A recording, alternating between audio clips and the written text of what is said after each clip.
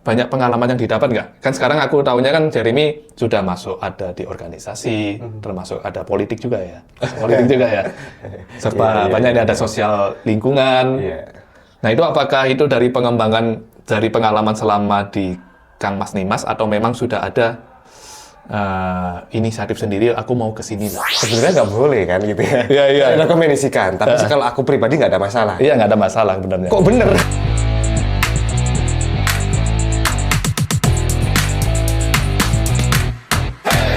Halo Sobat Handy, kembali lagi di channel Ladon Entertainment. Hari ini gue mau bahas topik yang ya santai lah, lebih rileks tapi tetap berisi. Dan ya ada curhat-curhatan sedikit lah. Nah di sini sudah ada narasumber yang gue undang, masih muda tapi multi talenta. Halo, apa kabar Bro Jeremy? Halo, sehat? Sehat. Thank you sudah sehat. coming lah di podcast Sam Handy. Siap. Sam Handy. Nah, di sini gue mau bahas tentang Kang Mas Nimas lah ya. Oke. Bro Jeremy ini kan, ini ya, Kang Masnya tahun 2016. 2016 sampai 2018 waktu itu. Oke. Nah, pas waktu itu, boleh nggak nostalgia dikit, cerita-cerita dikit lah, flashback. Pas waktu Kang Mas Nimas, waktu zamannya Bro Jeremy itu gimana? Di waktu itu Kang Mas Nimas 2016-2018 itu lagi anget-angetnya kita ngobrolin tentang proyek kereta gantung. Proyek kereta gantung, oh iya, itu benar, yang menghubungkan beberapa kota, menghubungkan beberapa destinasi ya. Iya, itu sempat ramai dibahas. Jadi isu yang ditekankan pada era itu adalah pembangunan kereta gantung. Oh gitu. Iya, dan kalau di pemilihannya itu lebih mengedepankan local wisdom. Wisdom. Iya, kalau Kang Mas Nimas yang sebelum-sebelumnya karantina itu kebanyakan di hotel. Kalau kita waktu itu di rumah warga. Karantina. Berarti ada karantina berapa hari waktu itu ya? Total itu 7 hari kalau nggak salah. 7 hari. Sudah lama. Itu kita di rumah-rumah warga waktu itu Desa Kungkuk Bumi Haji. Berarti perannya hubungannya dengan kereta gantung itu kan berarti Kang Mas Nimas itu sebagai juru bicara resmi itu atau gimana? Iya, mempromosikan sesuai dengan peruntukannya mungkin itu ya. Kang Mas Nimas ini kan jadi fasad atau wajahnya wisata Kota Batu. Yang pasti kita harus informatif, kita harus bisa attract people untuk ayo ke Batu. Kita bisa create something yang orang ingin berkunjung wisata ke Batu. Jadi otomatis duta wisata Kang Mas Nimas itu harus punya soft skill, hard skill yang mereka ini harus bisa mempromosikan wisata Batu. Gitu. Oke.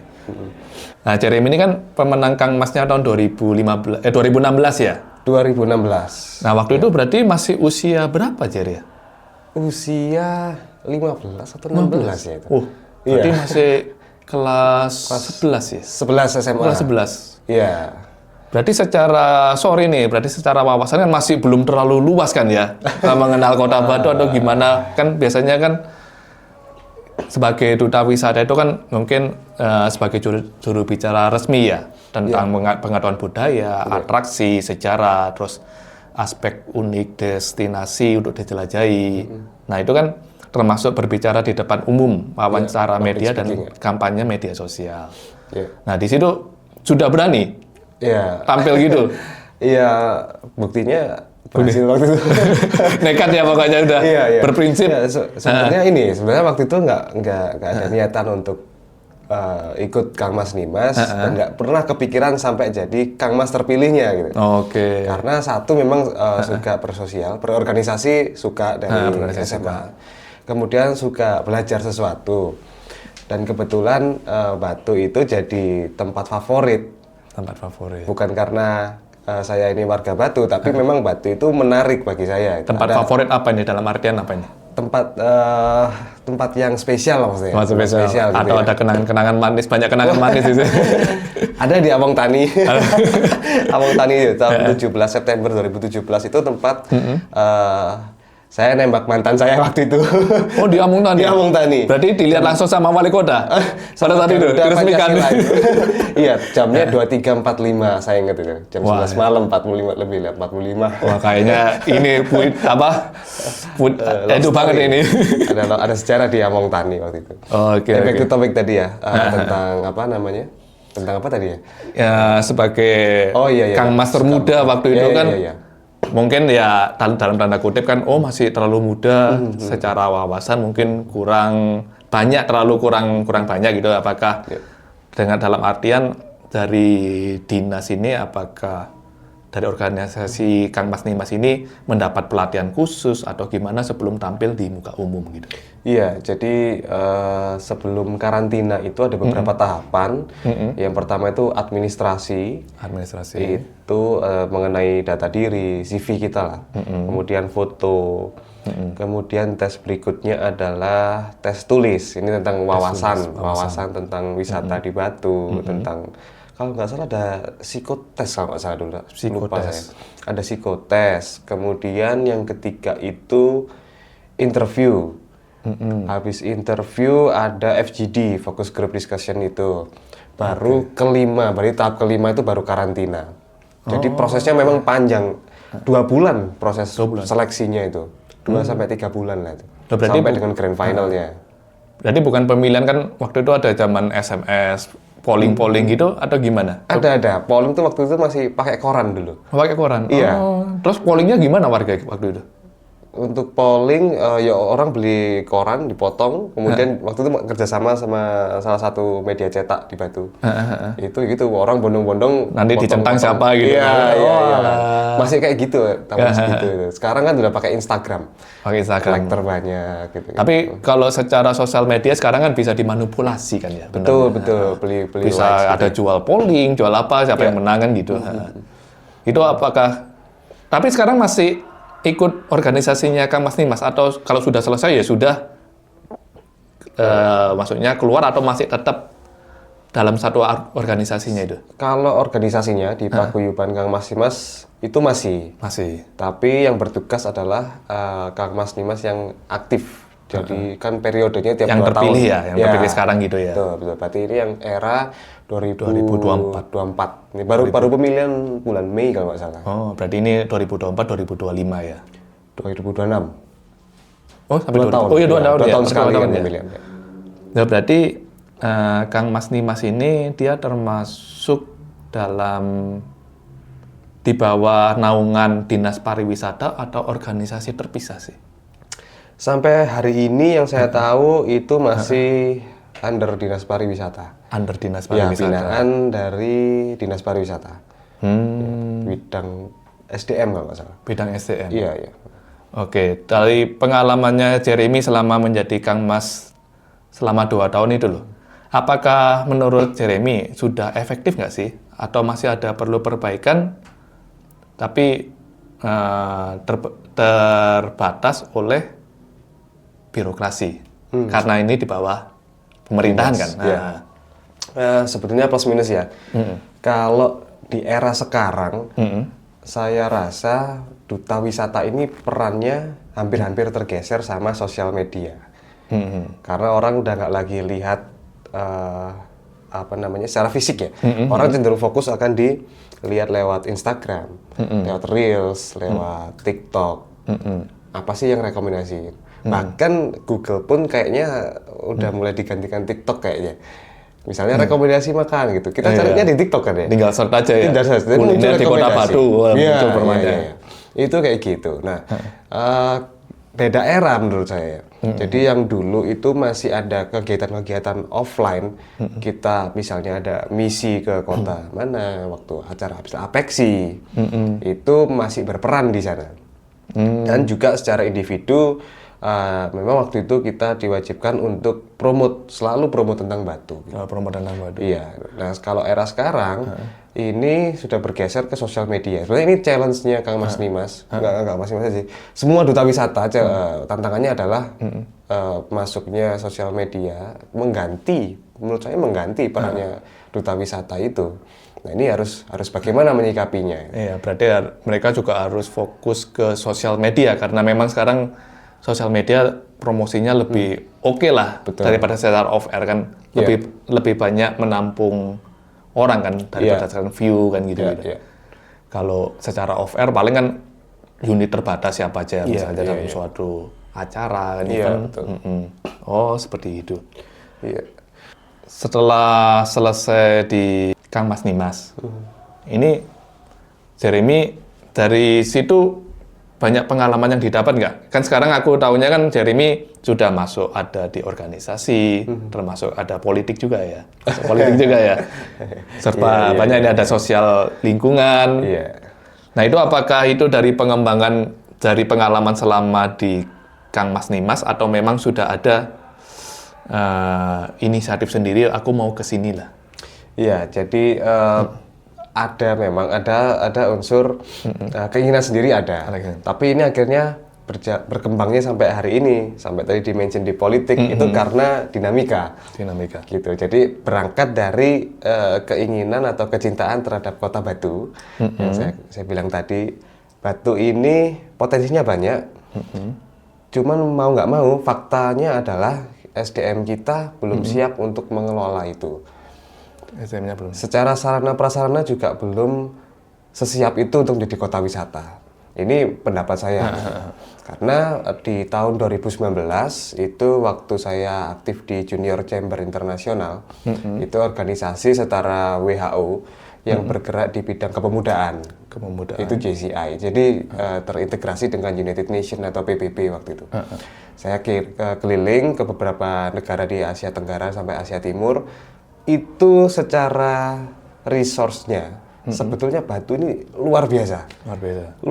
Bahkan waktu itu pernah saya ingat di Jeju Island, saya lupa nama kotanya, hanya hutan saja, nggak ada yang spesial.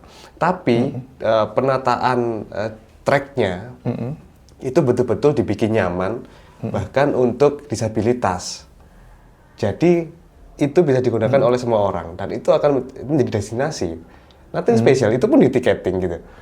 Hanya hutan saja itu. Nah, sementara di sini kita punya atmosfer, punya topografi, punya view yang bagus gitu.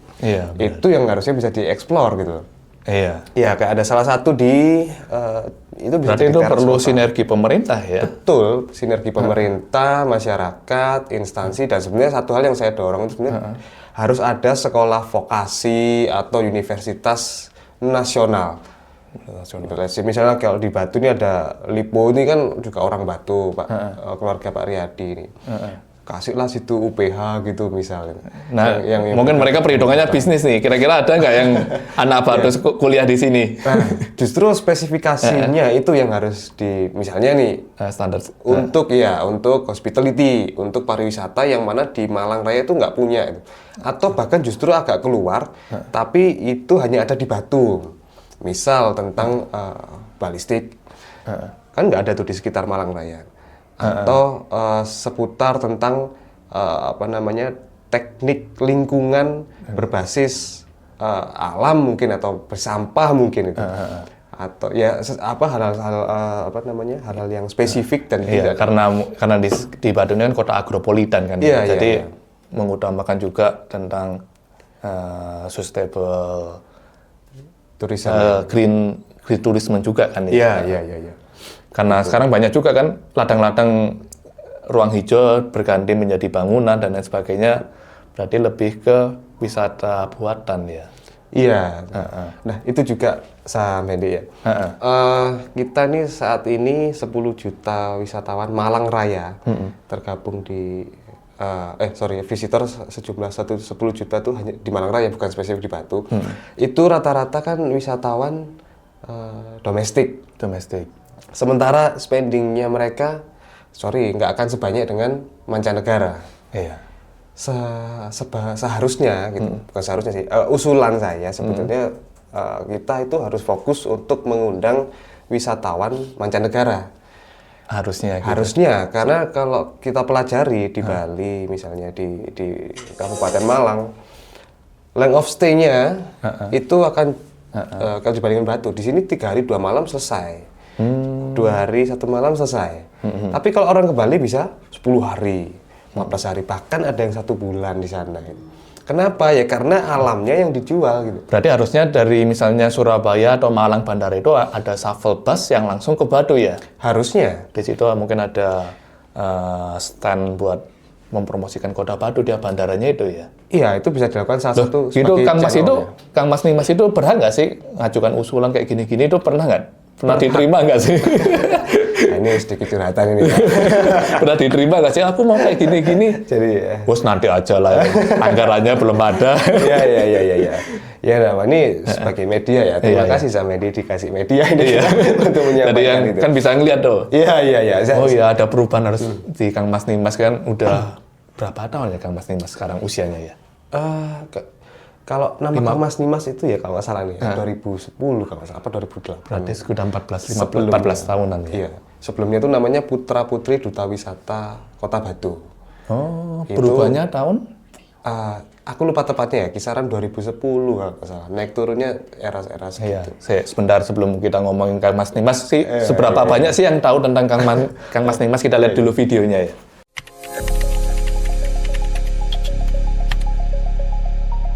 Ngerti Kakang Nimas, Mbak? Tahu, Apa Kakang itu? Nimas Kota Batu, Iya. Duta Wisata Kota Batu bukan? Iya, betul. Ini Kak Fahri sama Kak Salwa yang kemarin jadi wakil Raka-Raki Jawa Timur. Sedikit aja. Sedikit aja. Iya. Saya kenal sama Ginda, Kak Ginda. Oh, Kak Ginda. Iya, terus ada Kak Sisi juga, Kak Belsia, iya. Batu? Oh, bukan.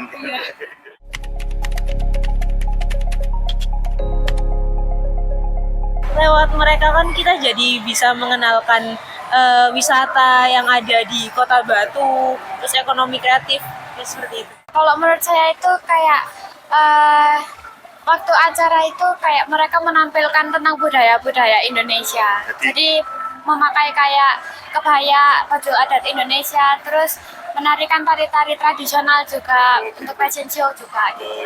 Nah, Cer, dari pembicaraan dengan ya orang-orang sekitaran Batu lah, memang sebagian besar tahu ya karena ajang pemilihan Kang Mas Nimas itu cukup populer lah di Kota Batu. Tapi ya kan Malang Raya ya. Pesertanya Malang Raya. Iya, betul. Ya dari luar kota juga mungkin ada yang kurang tahu ya, mungkin karena bukan tinggal di Batu ya. Iya.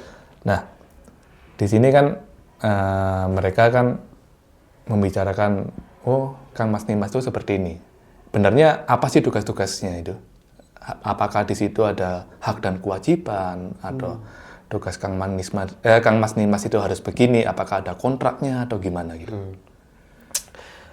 Berdasarkan pengalaman ya, ketika saya di Kang Mas Nimas, tupoksi ya, tupoksi gitu ya, tugas dan fungsinya itu adalah mempromosikan, sesuai dengan yang saya sampaikan tadi, menjadi wajah, menjadi fasad. Jadi Kang Mas Nimas ini sebagai media untuk mempromosikan wisata.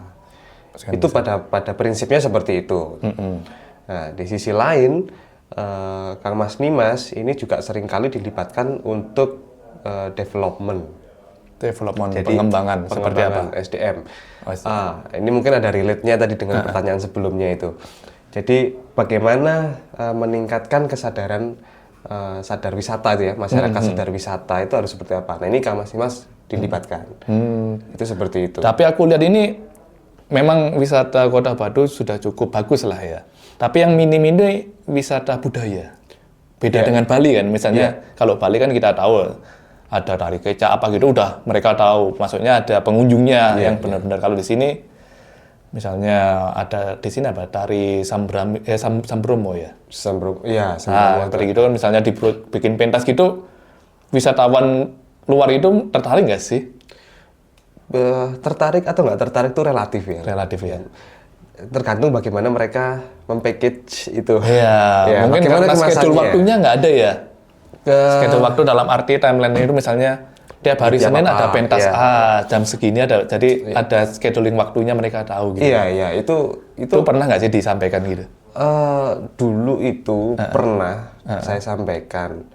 Ya, jadi itu tadi apa yang kita sampaikan ini karena gini, PR-nya nomor satu sebenarnya bukan apa yang akan kita sampaikan, gitu. Tapi secara kelembagaannya dulu gitu. Kalaupun kita akan menyampaikan ide gagasan, kita sebagai apa dan siapa yang akan menampung ini, kemudian siapa yang mengeksekusi, itu yang penting menurut saya. Iya. Nah, sementara Kang Mas Nimas yang saya tahu sampai hari ini adalah under Dinas Pariwisata, yang mana ada batasan-batasan ketika itu di bawah pemerintahan. Saya pernah mengusulkan di tahun ini, awal tahun ini, sebaiknya Kang Mas Nimas ini menjadi suatu badan tersendiri, entah itu yayasan, entah itu perkumpulan, entah jenisnya lah, sehingga Kang Mas Nimas ini punya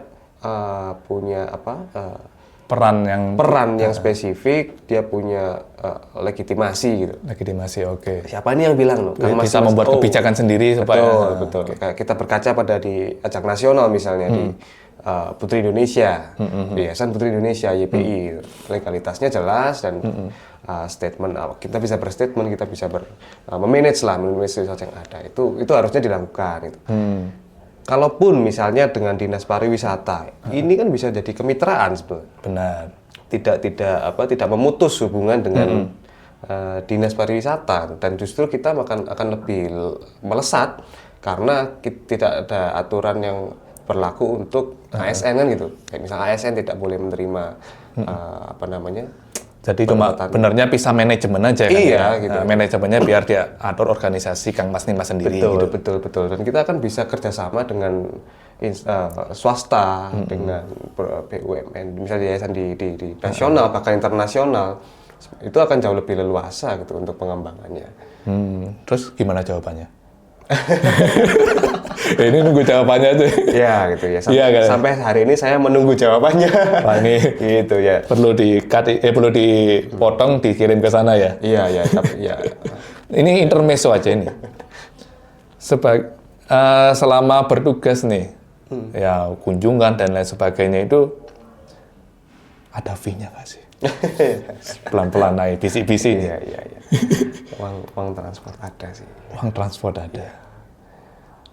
Berarti selama berkegiatan ya transport aja pokoknya, walaupun event besar kecil, pokoknya ada transport. Iya. Nggak dapat mobilnya sekalian gitu.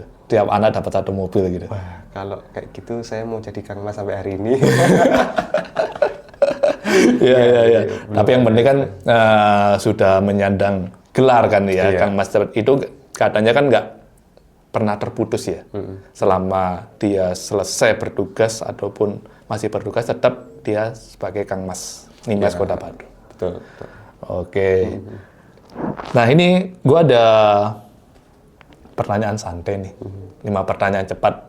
Jeremy jawab ya. Waduh. Nah, ini harus fokus ini. Instagram apa TikTok? TikTok. Waktu paling produktif pagi atau malam? Malam. Pernah bohong bilang on the way padahal baru siap-siap? Enggak. Hal paling bikin semangat tiap pagi? Mimpi. Udah tahu semua rencana hidup atau masih mengalir aja? Udah tahu. Udah tahu. Ini pernah bohong bilang on the way padahal baru siap-siap. Ini kayaknya aku pernah mengalami. Jer, dari mana Jer? Oh iya, mau on the way. Enggak pernah. Aku nggak pernah bilang mau berangkat. Aku selalu bilang itu. Oh iya mau berangkat. Nah ini hal paling bikin semangat tiap pagi, mimpi ini apa ini? Mimpi dalam artian apa ini? Mimpi atau impian?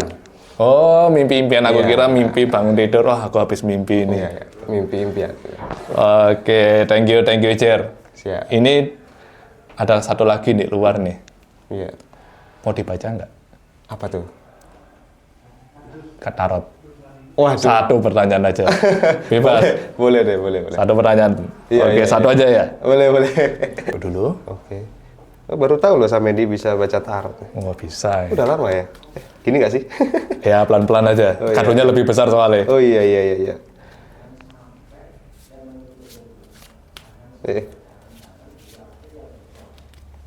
Udah ya, berapa lama nih?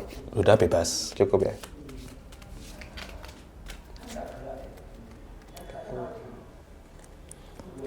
Pilih 3 kartu, jangan dibuka. 3 kartu, jangan dibuka. Bebas ya? Iya.